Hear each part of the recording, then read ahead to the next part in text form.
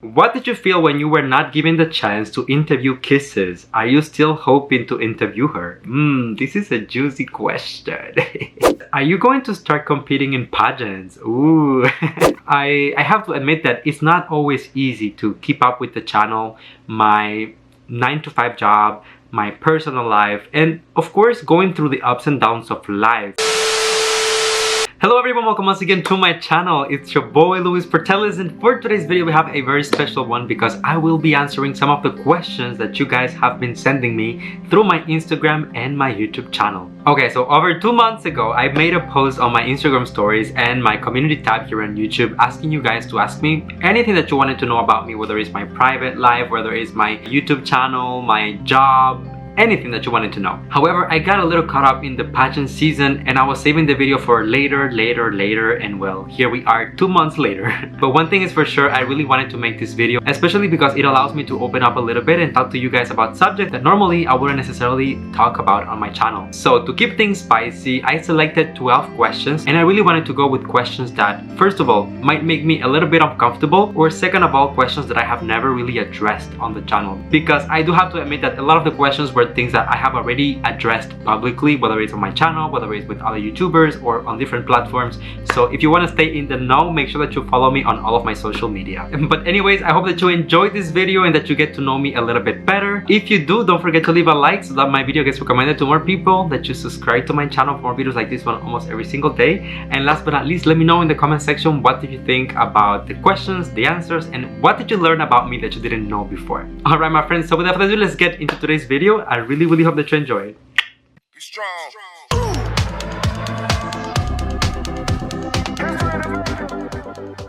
Okay everyone, so let's get right into it. First question says, I saw on Instagram that you are taking Tagalog classes. What have you learned so far? Okay, so for those of you who don't know, actually I don't feel like a lot of people know other than my close circle of friends. I actually purchased a Tagalog course and I was, taking online classes because, I talk a lot about the Philippines on my channel and I interact with a lot of Filipinos on the daily. So I feel like sometimes the language barrier, it's there and it's a problem. So I want as much as possible to get to know the culture, the people, and I feel like if I was able to speak the language, then that will be one less problem, right? So I actually went on an online platform where I purchased an introduction course to Tagalog or Filipino, and I was taking classes for a few days. Now I do have to say that I stopped for a moment because once again pageant season happened, but I did purchase the entire class, so I just have to get back to it and just put my mind to it. I did learn a few things, but I have to tell you my Tagalog is really bad. Mabuhay! Ako si Luis. Cuban ako. At mahal ko ang chismis. Charot. Mahiling akong tamawa. Don't laugh at me in the comment section.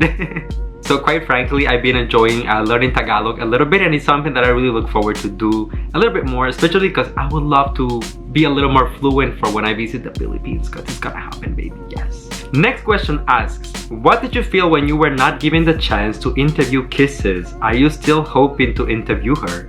This is a juicy question. You guys know that I just know that you guys love the drama. Okay, so for those of you who don't know, I had a really negative experience when trying to contact the management for Kisses de la Vin in order to get an interview for my podcast here on YouTube. I've talked about this on different platforms. I did address it a little bit as well on Instagram, but I never really gave out details because I feel like honestly I was quite happy with Kiss's performance. I really wanted to get to talk to her, and as you guys saw, I did a bunch of interviews on my channel. She seemed such a down-to-earth, humble, kind girl that I guess I was just in shock. I got the type of response that I got from one of the management members. So pretty much they answer my message and they say something very rude. Then they unsent the message and just left me on scene, and I was there like, what? I don't know, just very disappointed. Would I like to interview her in the future? Of course, this has nothing to do with Kisses herself. I'm pretty sure that she is, a lovely person herself. However, I don't know if I will put myself through the same experience, like dealing with the same management.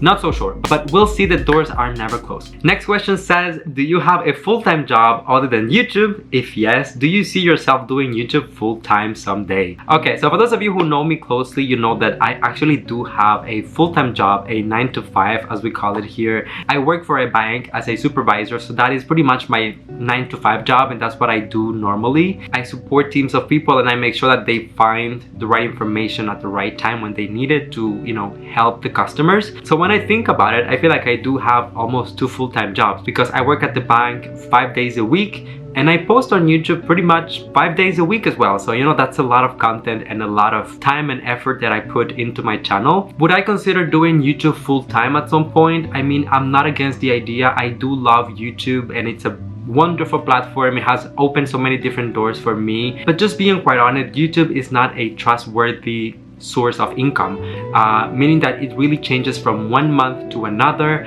Also, the type of content that I put out on YouTube is not necessarily the most profitable type of content. I mean, most of my reactions to songs and artists get copyrighted, meaning that I don't get paid for those videos.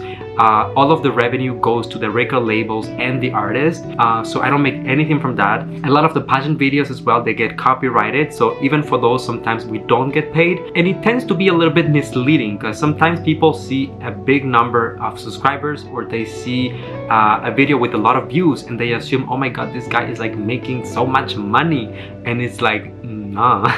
So for the sake of financial security, I choose to keep my daytime job and I just do YouTube on the side as a hobby, knowing that no matter what happens, no matter the amount that I make on YouTube, I know for sure that I have a fixed income that will come into my account at the end of the day to pay for my roof, my expenses, my food, and you know, all of those things. If I was to venture more into the full-time part of YouTube, I feel like I would have to look into channel memberships or selling merch, which I'm not against, but to be honest, I started my channel in 2020, the middle of a pandemic, so that was definitely not the time for me to be selling something to the audience. Recently, I was actually thinking about releasing some merch, but then the typhoon in the Philippines happened, and once again, it's just something that from an ethical point of view, I don't feel good selling knowing that this is not something that I absolutely need. For example, if I wasn't working and I was just doing YouTube full-time, no problem, because that's how I sustain myself, right? But right now I do have a source of income, you know, with my job that allows me to just really focus on the content and creating fun videos, stuff that I enjoy for you guys,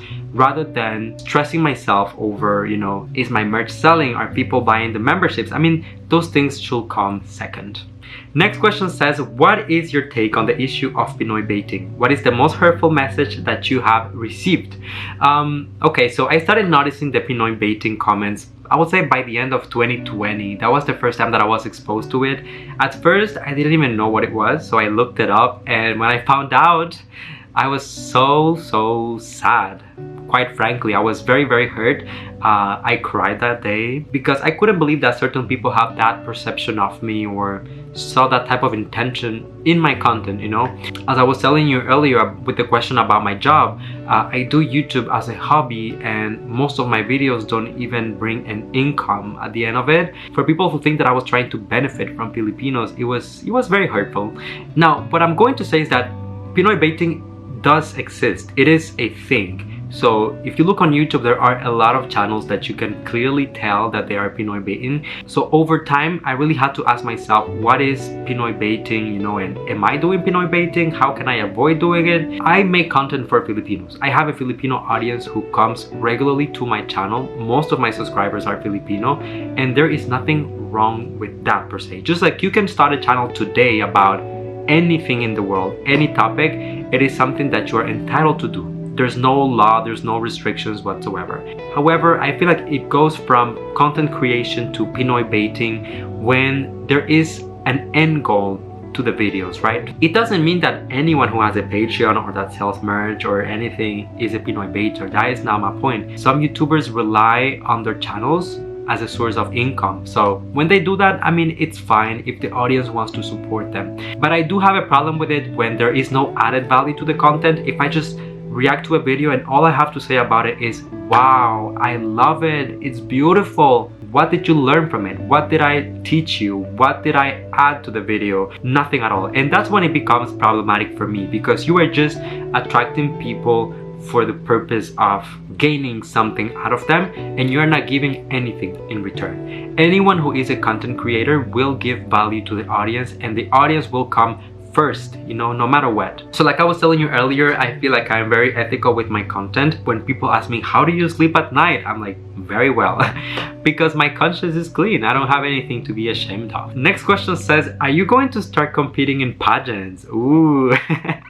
I mean, honestly, at some point I even consider it. I was like, do I have what it takes to be in a pageant? But I don't think that right now, with my physical condition as we speak, I would be able to do it. Maybe a year ago, but I didn't know anything about pageants 1 year ago. So there was no way that I could have possibly done it. For those of you who don't know, I used to be a gym rat. My body was snatched. But ever since the beginning of the pandemic and the gyms just closing and, life changing completely, I kind of stopped and I have gained a little weight. Nothing drastic, nothing dramatic. I'm still pretty fit, but definitely I'm not as lean as I used to be. So I feel like if I wanted to compete in a pageant, I would have to go back to the gym and really work on my body. I will have to get my training on. If I was to do it, I would really have to feel ready and confident that I can deliver something that I will be proud of at the end of the day. So unfortunately, no pageants for me yet. Have you been in a relationship before? Yes, of course, I've been in a relationship before.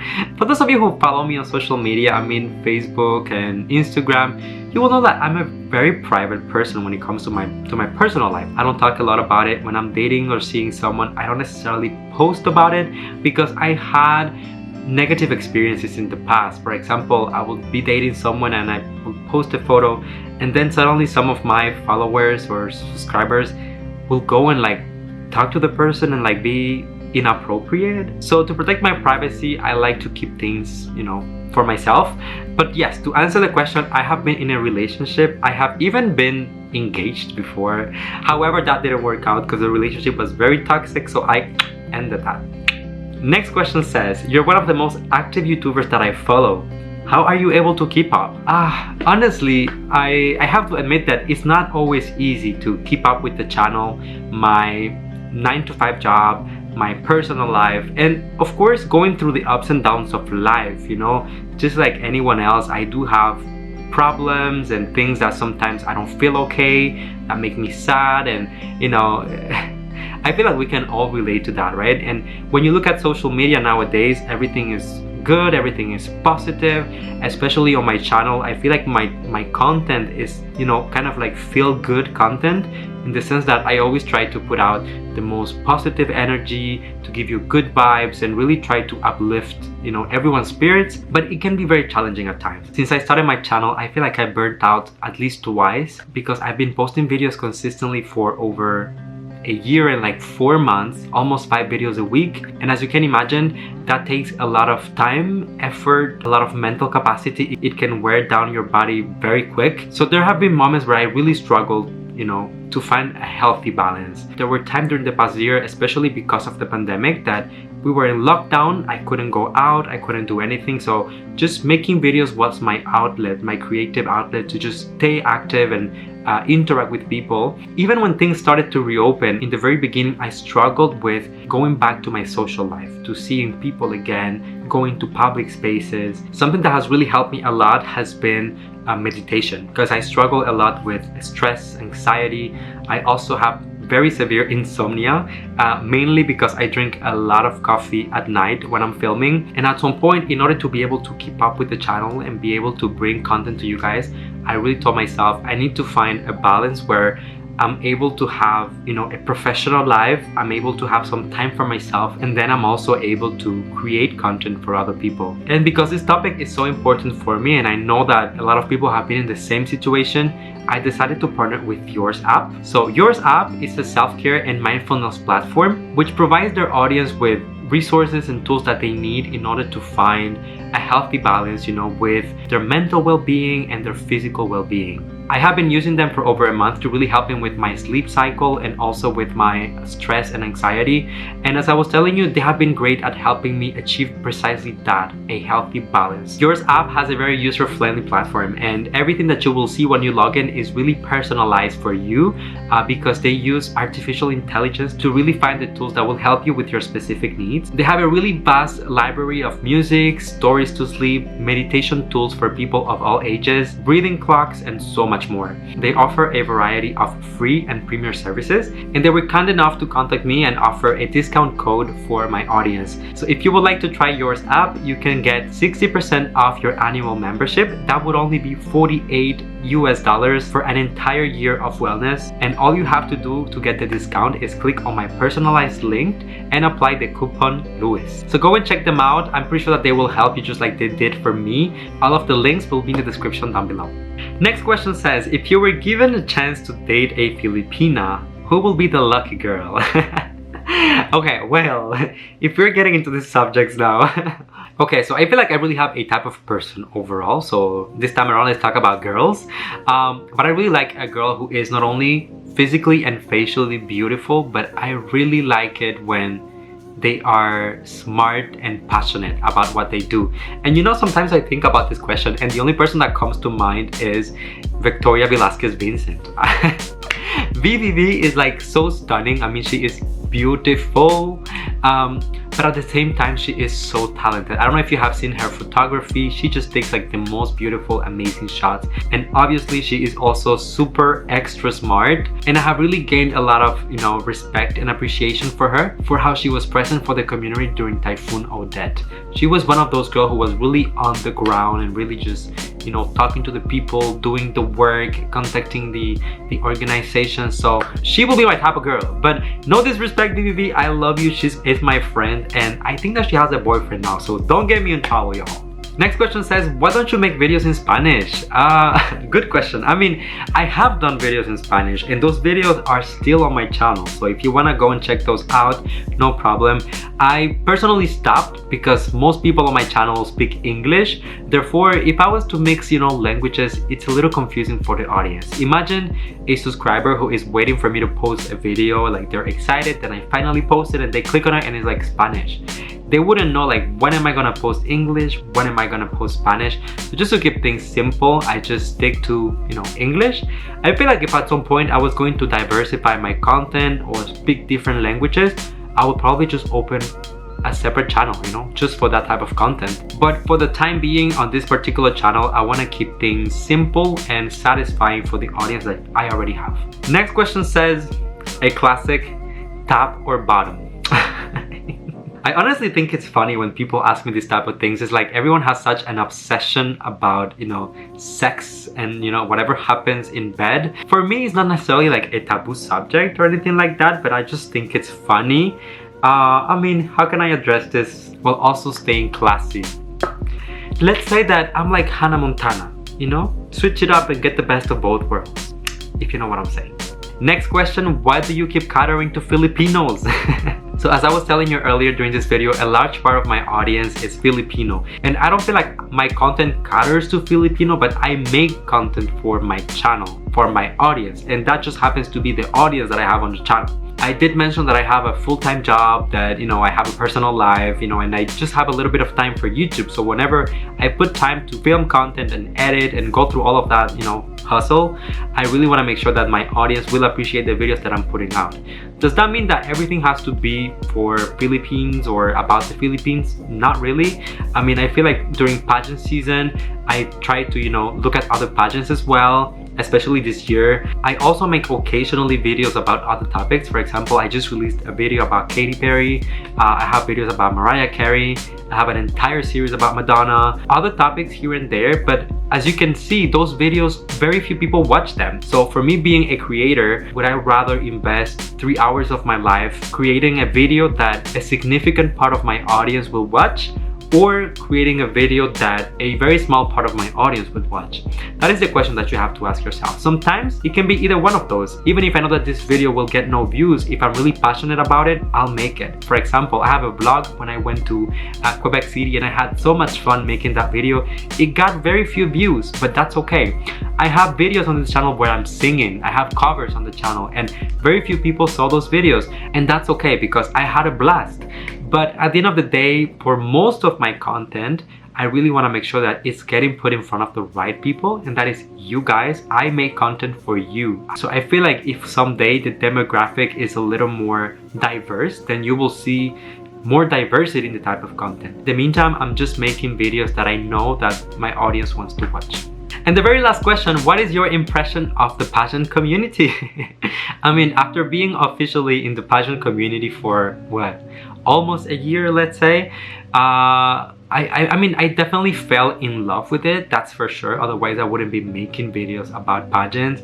But I do have to say that there are positive sides to the pageant community and some others that are not so good. It can be even borderline toxic. And by that, I'm really talking about all, spheres of the pageant community, whether it's the camps, whether it's the organizations, the national directors, the candidates themselves. Something that really allowed me to learn a lot about the community was when I did my series of interviews with girls from Binibining Filipinas, Miss Philippines Earth. I also did a series with Miss Universe Philippines. And believe me, there were a lot of things that were said behind the cameras that we just talked one-on-one, or things that, for example, we recorded during the interview but I decided not to air because it could be damaging for the candidate, or it could be even damaging for myself for creating drama and putting information out there that is just gonna rub people in the wrong ways. So sometimes you have to decide when to make things public and when to keep it for yourself. I feel like overall it's a fun community. People are loving, people are encouraging. The whole purpose of pageants is just to celebrate these incredible women who do so much for their communities and who advocate for so many different causes. But I would like to see a little bit more diversity, a little bit more inclusion, and a little bit more acceptance overall in pageants.